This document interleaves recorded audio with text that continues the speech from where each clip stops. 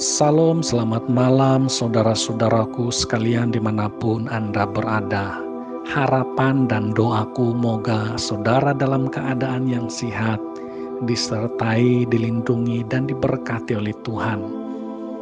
Sebelum kita membaringkan tubuh untuk tidur malam ini, marilah kita mengambil waktu beberapa menit ini untuk merenungkan firman Tuhan dan berdoa. Kiranya firman ini memberi Anda ketenangan dan tidur yang damai sepanjang malam. Tema renungan kita malam ini ialah penderitaan manusia. Sejak bilakah penderitaan manusia ini? Saudaraku, sebenarnya pada asalnya manusia ini dicipta oleh Tuhan tanpa ada penderitaan. Manusia pertama yaitu Adam dan Hawa dicipta dengan sempurna dan ditempatkan di Taman Eden yang sempurna. Segala sesuatu di dalam Taman Eden itu disediakan oleh Tuhan bagi manusia. Mereka hidup dengan damai, tenang, dan penuh dengan kebahagiaan. Mereka bersukacita di tempat itu. Tetapi saat manusia itu lalai, mereka memilih jalan mereka sendiri dengan mendengarkan apa kata iblis, maka mereka jatuh di dalam dosa. Dan saat mereka jatuh di dalam dosa, maka bermulalah penderitaan manusia itu. Saudara-saudaraku, pada malam ini kita akan melihat ada 3 sebab penderitaan manusia. Sebab yang pertama ialah penderitaan itu dilakukan secara langsung oleh setan. Dalam kitab Ayub pasal yang pertama ayat 7 sampai ayat 12, kita dapat melihat kisah Ayub bahwa penderitaan yang dialami olehnya ialah disebabkan oleh iblis. Iblislah yang secara langsung menyebabkan penderitaan Ayub. Demikian juga dengan Markus pasal 9 ayat 25 sampai 26. Kita dapat melihat kisah ada seorang anak yang kerasukan dengan setan sehingga menyebabkan dia bisu dan tuli. Tetapi syukurlah Yesus ada di sana dan membebaskan anak itu. Anak itu dibebaskan dan menjadi sembuh. Karena itu saudara-saudara, jalan keluar daripada semua gangguan dan kuasa-kuasa kegelapan ini ialah datang kepada Yesus, karena Yesus adalah pelepas Tuhan yang ajaib. Dialah satu-satunya pribadi yang mampu untuk menolong kita daripada gangguan kuasa-kuasa kegelapan. Sebab yang kedua, mengapa manusia itu mengalami penderitaan ialah karena kesalahan manusia itu sendiri. Saudaraku, hidup ini adalah pilihan. Banyak orang atau manusia membuat pilihan-pilihan yang salah sehingga berujung kepada penderitaannya.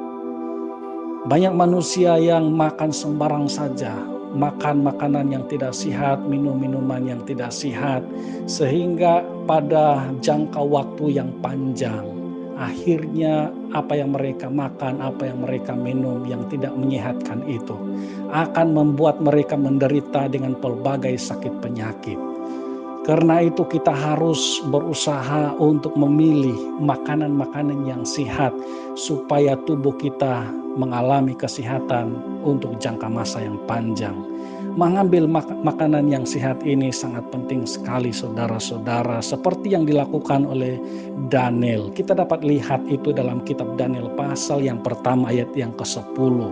Daripada banyak orang bersama-sama dengan Daniel pada ketika itu, Daniel dan kawan-kawannya itu lebih sehat daripada semua orang yang ada di sana karena mereka mengamalkan pemakanan yang lebih sehat berbanding dengan orang-orang yang bersama-sama dengan dia.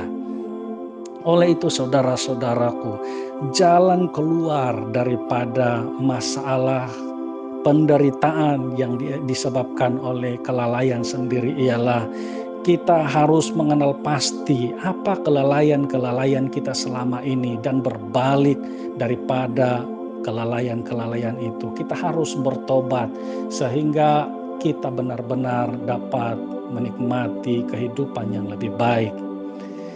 Nah, selain daripada itu saudara-saudara, penderitaan juga disebabkan oleh karena ada sesetengah orang apabila dia sakit, dia tidak langsung meminta rawatan ke dokter atau ke klinik yang berdekatan. Dia berusaha untuk merawat dengan cara-cara yang tidak benar. Mereka jumpa dengan bomo atau dengan rawatan-rawatan yang tidak dapat dipertanggungjawabkan, sehingga lama-kelamaan penyakit mereka semakin hari semakin memburuk, dan itu menyebabkan penderitaan yang amat teruk kepada mereka. Karena itu saudara-saudaraku, Tuhan memberikan hikmat kepada kita. Tuhan boleh saja memakai perubatan-perubatan, klinik-klinik atau hospital-hospital, para dokter untuk melakukan rawatan bagi kesehatan kita. Saudara-saudaraku, itulah sebab yang kedua kenapa manusia itu menderita, karena kesalahan manusia itu sendiri.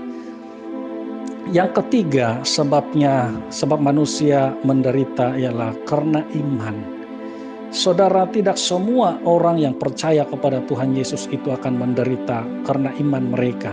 Tetapi ada orang-orang tertentu yang menderita karena memilih beriman kepada Tuhan Yesus. Ada juga pemberita-pemberita Injil yang harus menderita karena pemberitaan mereka. Di antara mereka ada yang difitnah, diremehkan, dihina, ditangkap, dipenjarakan, bahkan ada yang sampai dibunuh. Saudaraku, apa kata Alkitab? Bagaimana kita merespon dan menghadapi penderitaan ini?